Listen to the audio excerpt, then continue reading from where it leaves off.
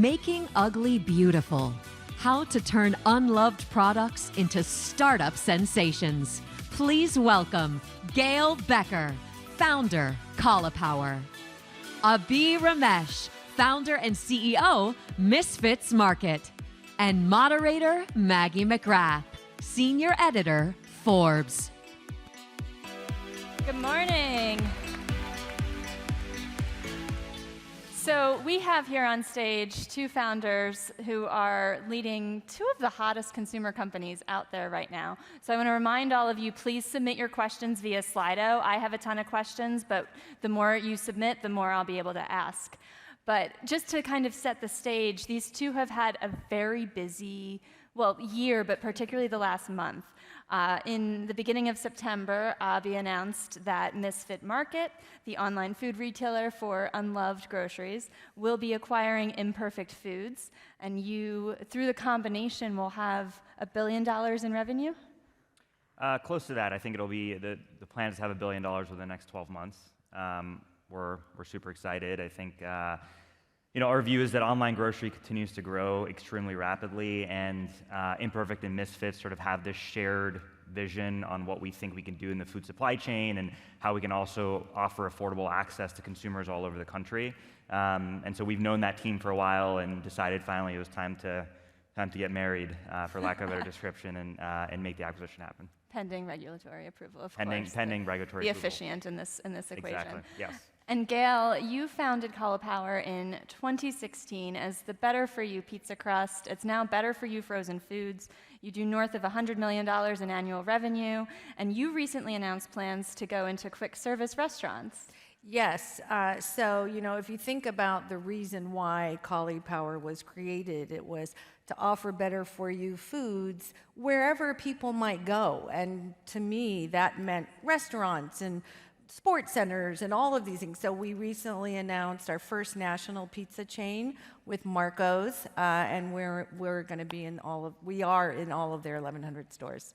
So that's where they are today. But you two have kind of created categories. You identified white space, and then you built from scratch. And I want to go back to the moment that you identified that white space. And I want to start with Gail, because I know there's a personal story. How did you come up with the idea? How did you know that people would want this? I would say it was sort of three things happening at the same time. I'm the mom of two boys with celiac disease. One of them is in the audience today. Hi, Eli. And so I realized I started to see what the industry was putting in gluten-free food, and I sort of waited around for someone to do something about it, and no one ever did. I became very frustrated and sort of disenchanted with corporate life, and then my father passed away, and it was this moment where I decided I wanted to do something more meaningful. So I threw all those things in a blender, and I came out with, I know, I'm going to leave my job and start a company called Cauliflower. But the real insight came when I started to make cauliflower crust pizza. There were 569,000 recipes on the internet. It was an idea hiding in plain sight. I made it. It took 90 minutes. My son asked me if I was going to make it again. I said, there's no freaking way I'm making that again. It took 90 minutes. I looked for it. I couldn't find it. And that's when I decided I can't be alone. 90 minutes is a long time. After work, yeah. Abhi, what about you? I know your story has a couple different stops, including distressed private equity, textbook arbitrage, an apple orchard in Pennsylvania. How did all of that come together to create Misfits Market? The textbook arbitrage is probably like that was late middle school, early high school, so it's not completely tied to the Misfit story, but I like to think there's like the ethos there is connected.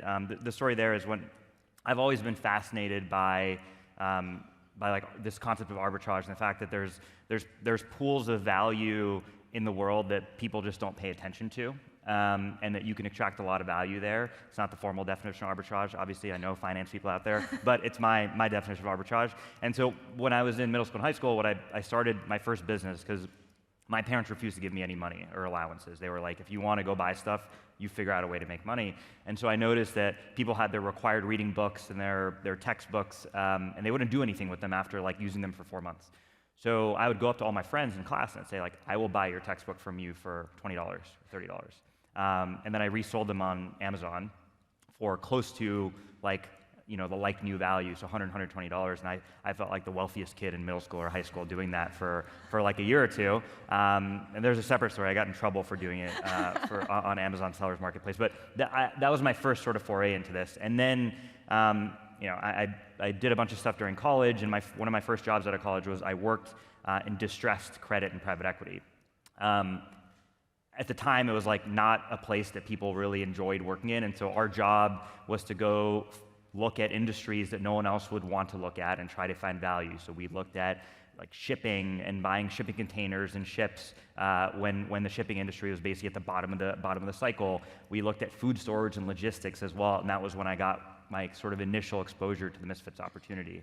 And one thing I noticed was just like in the food supply chain, how much goes to waste in logistics. So when a truck takes strawberries from one side of the country to the other, and they land at a grocery store and they're 3 hours late, the grocery store's like, sorry, we can't take this truck of strawberries. The truck has to turn around and dump those strawberries. And so I found, I was like, there's an incredible amount of waste here, and I think there's an opportunity to go and reroute that waste and build something valuable to the end consumer. And that was sort of like one of the initial founding foundations for Misfits. So you both saw the white space, you saw the entrepreneurial value. You understand that value, but what you are essentially selling is a substitution for traditional pizza crust and unloved groceries. How do you then communicate what that is to consumers? How do you get people to buy it? Gail, I'll start with you. Yeah, I certainly didn't know anything about the food industry other than I cooked it, bought it, and ate it. I did know a little bit about marketing, and, the consumer demand was there. The fact that the industry wasn't giving people what they wanted, so they were forced to spend 90 minutes making something better. That really was huge white space, and it was a demand that consumers created. So all I did was sort of highlight that demand. And I still do, I try and get our pizza and our other products in as many mouths as possible. Any place we could, we would just feed people pizza. And, that's a great way to get people to try your products, because tasting is believing, and that's what people are looking for today. Abhi, what about you? It's a little bit different because you are rescuing unloved food, so There's a little bit more of an effort, I imagine. There is, and when you look at our brand and the story we're trying to tell, there's two pieces to it. One is the food waste and sustainability side, and the fact that all of this produce, and we started with produce, but by the way, now we have chicken breast, bread, canned items, we have all these other items on the platform. And what unifies all of them is it's stuff that wouldn't have made its way out of the food supply chain, and we're rescuing it and bringing it to consumers. And there's a powerful story there around waste and sustainability. We spend a lot of time educating customers on the fact that this isn't like rotting food, right? When people think food waste, they think a landfill and everything's going bad, and they're like, oh my God, you're going to ship me a box of like waste from a landfill. No, it's apples that were too small. It's kale that may have slight discoloring on the edges, but there's nothing else wrong with it. So there was a big customer education sort of hurdle for us to overcome. The other side of what we were doing, though, is you're saving money every single week. And I think that's a really important part of our value prop as well. Groceries are inherent. It's one of the largest sort of channels of consumer spend. I think behind rent, it's like the largest monthly spend bucket for consumers. And so we went out there and said, not only are you rescuing food, you're also saving 20, 30, 40% a week on your grocery bill. And that combined value prop was what I think really resonated with our customers. Now, of course, as you create a category and prove there's consumer demand, copycats come in. Imitation is the highest form of flattery, and yet that probably makes your jobs harder. Gail, does anything come to mind? How did you navigate as the copycats came in?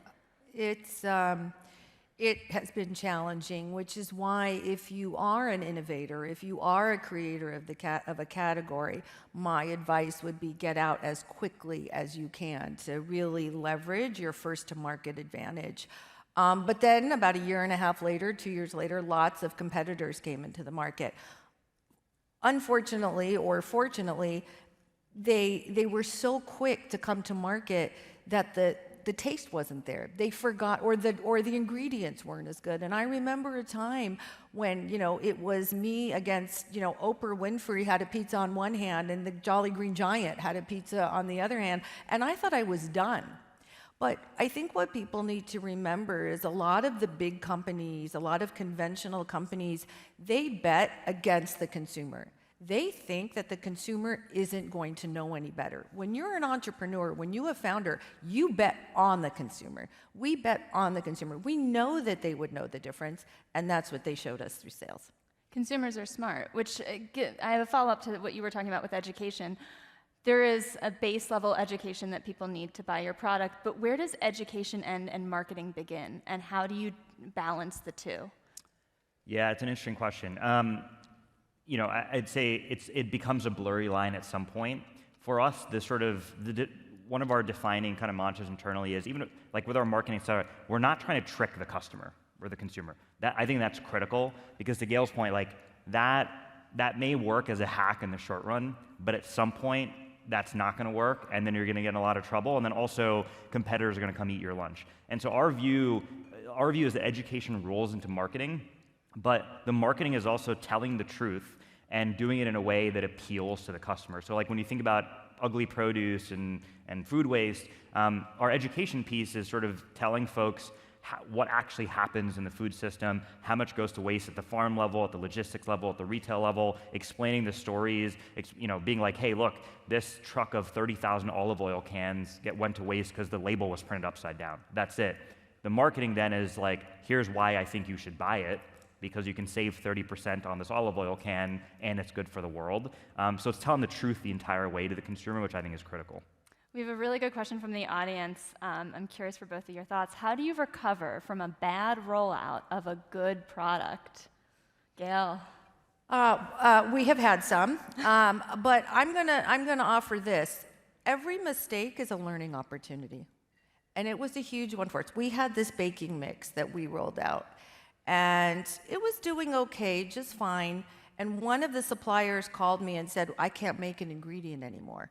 So I had to pull the product from the shelf and from our line, and it was hard. I had some lying around one day. I thought, I wonder what would happen if I coated some chicken in this. So I used that baking mix. I coated some chicken tenders.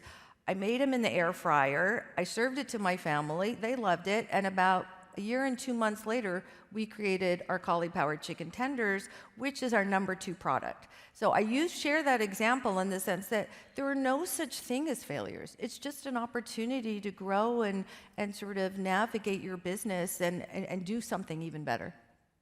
Abhi, what about you? I imagine, one bad food delivery where it's a little too bruised or a little too mislabeled would be a fundamental business risk. It is. I think part of it for us is it goes back to that customer education piece and getting across the point that, like, hey, we're shipping boxes of perishable food across the country through third-party logistics, et cetera. So, you may receive an apple that's a little bruised every once in a while, but don't worry. If you write in, we'll have super fast customer service. We'll refund you. We'll give you a credit. Establishing that relationship with the customer, I think, was critical for us. And I don't think I don't think it fixes the problem entirely, but at least gives you a little bit of a cushion with the consumer. Now, I started this conversation off talking about your recent successes and accomplishments. It's a series of steps that get you there, and I'm curious, Gail, what were the key fundamental growth moments when you were scaling, when you were adding products, or when you were adding retailers, and how did you make those decisions? I think when you're starting out to create your business, you have to have a conversation with yourself that really outlines what rules you're going to follow and what rules you're going to break. You have to follow some conventional wisdom, right? You have to. There's certain things that you need to account for in your particular industry or whatever. But you also have to say, what am I going to do different? Because if you don't do something different, you're just going to be like everybody else. So for us, the opportunity came very early on to go into Walmart.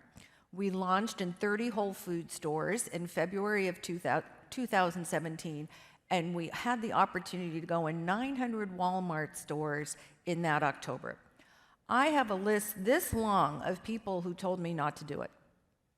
And it was so important to me. My personal mission was to make accessible, to make better for you food accessible to all, that I knew I couldn't achieve that mission if I wasn't in Walmart. So I said yes. And it ended up being a pretty good decision and a pivotal moment for the company. Today, really proud that Cauliflower has its own door in 4,000 Walmart stores. And that's because Walmart took a bet on us, and we took a bet on them. And in the meantime, we fueled our mission, and that's the mission that attracts so many fantastic employees to come to work at Cauliflower. So that was probably the most pivotal moment. There's another question from the audience that I really like. What was the toughest no you received that you had to bounce back from? Abhi, I'll put you on the spot for that one. I think one that I'm sure that a lot of folks in the audience can relate to is we had a ton of no's from the investor community in the early days. Grocery delivery, like, unloved is almost like a euphemism. People like hated this industry for a while, right? Like if you go back to the dot-com bubble, there was like Webvan, which was like a notorious failure and was like a cash incinerator. So people looked at online grocery and they were like, nothing has ever worked here in this space. Why is this going to work? So I'd say for the first like year, and this it was challenging to go raise capital. And by the way, this is a super capital-intensive business to run. We have to build warehouses and all that kind of stuff. So I had a ton of no's from the investor community, but ultimately I got conviction. The way I could bounce back is because I knew there was demand. Like I knew that the customers wanted this. We were pre-ordering boxes for we had a huge backlog and a wait list. I was like, I know there's demand. I know the economics work. I'll figure out the investor piece. Gail, what about you? Any big no's? Boy, I have a very long list. Lots of investors turned me down. Lots of manufacturers turned me down. They thought I was crazy. You want to make a pizza crust out of what? Probably one of the toughest, unfortunately, was from the founder of what is today a very large company. And I was looking to raise some money from someone. They wanted me to talk to this person. And this person, in very early days, said to me, you know what? I wouldn't give you $1. I don't think your company's even going to be worth anything. And it was not like a stake through the heart, but you know what else it was? It was fuel. And to this day, I work to prove that person wrong. But no, it was fuel for me because once I got over the shock, I really wanted to prove them, and to your point, all the naysayers wrong. There's going to be a lot of them, and you can't let them influence what you know is right. We're down to our final minute. I'm going to end actually with an audience question because I think it's a good note to end on. How do you gain the courage to take the first step of starting your own business? Abhi, you've had a few businesses, so I'll start with you. I don't believe in having backup plans. And when I first started Misfits, I maxed out 5 credit cards to the point that it was financially irresponsible in the craziest way possible. And I had no backup plan because I feel like backup plans often sort of give you a false sense of comfort and don't allow you to actually take that first step forward because you have something to fall back on. So that's always been my secret is I just take a step forward knowing that I have to make it work. Gail, final words? Yeah, I remember reading this quote that said, better to say oops than what if. And I kind of live my life that way now. I sure didn't used to. But I didn't want to go through my life sort of wondering if this could be. And most people don't realize I came this close, literally this close to not starting Cauliflower. So for all of you who have a great idea out there, and I know you do, great ideas are a dime a dozen. Execution is everything. So what are you waiting for? There you go. Couldn't have said it better myself. Abhi, Gail, thank you so much, and thanks to all of you. We're going to exit stage, yeah.